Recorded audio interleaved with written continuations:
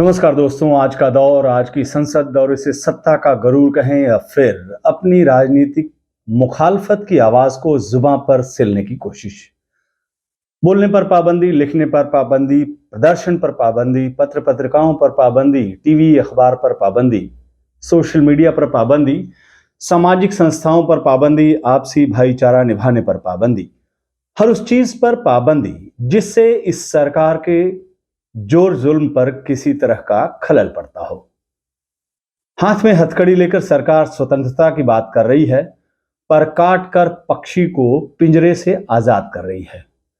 अपने देश समाज की यही हकीकत है दोस्तों, लेकिन क्या इसके लिए कसूरवार केवल सरकार और उसके नुमाइंदे ही हैं? इस सवाल का जवाब तलाशने से पहले आपसे एक सवाल। दुनिया का सबसे बड़ा अपराध क्या है? सबसे बड़ा जुर्म क्या है? कत्ल, डाका, लूट, ठगी? नहीं, ये सब बाई प्रोडक्ट है, मूल अपराध से निकली शाखाएं। मेरी नजर में दुनिया का सबसे बड़ा अपराध है अन्याय के खिलाफ खामोश रहना, गलत को गलत कहने की ताकत नहीं जुटा पाना। यह है दुनिया का सबसे बड़ा अपराध। इसी अपराध की वजह से बाकी सारे अपराध शुरू होते हैं। लेकिन इस अपराध का सबसे दिलचस्प पहलू पता है क्या है? इसकी कोई कानूनी सजा नहीं होती है। कोई भी कोर्ट, कोई भी अदालत आपको इस बात के लिए सजा नहीं सुना सकती है कि आप उस वक्त क्यों खामोश रहे जब एक निरंकुश तानाशाह, एक तानाशाही सरकार, एक शातिर सियासतजीवी लोकतंत्र की धज्जियां उड़ा रहा है।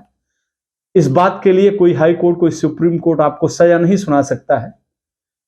लेकिन ऐसा भी नहीं कि इसकी सजा नहीं मिलती है, मिलती है, खूब मिलती है, और ऐसी मिलती है कि आने वाली पीढ़ी तक उस सजा को सिसक सिसक कर भुगतने के लिए विवश होती है। लम्हों की खता को सदियां भुगतती हैं। आपसे बस एक आग्रह है, स्वतंत्रता के सच के लिए संघर्ष कीजिए, असली आजादी के लिए उद्घोष कीजिए। ये मत सोचिए कि कौन आपके साथ है, कौन अपनी हदों में कैद है। बस आप असली आजादी के लिए अपनी आवाज को बुलंद कीजिए।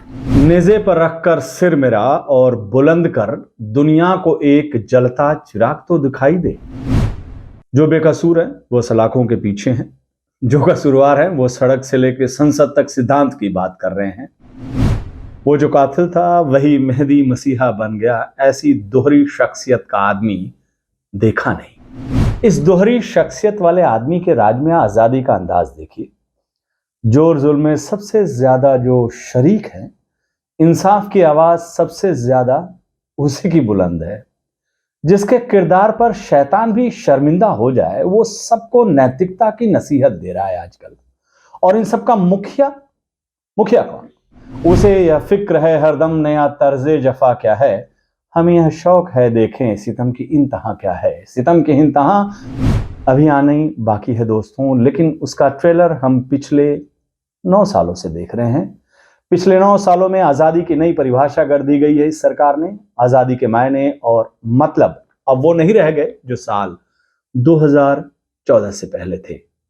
आजाद आप भी हैं, आपकी तरह तमाम आवाम भी है। लेकिन हम सबको कैसी आजादी? बस ऐसे बेशर्म वाक्यों को चुपचाप देखने की आजादी। कुर्बते होते हुए भी फासलों में कैद है। कितनी आजादी से हम अपनी हदों में कैद हैं। नमस्कार।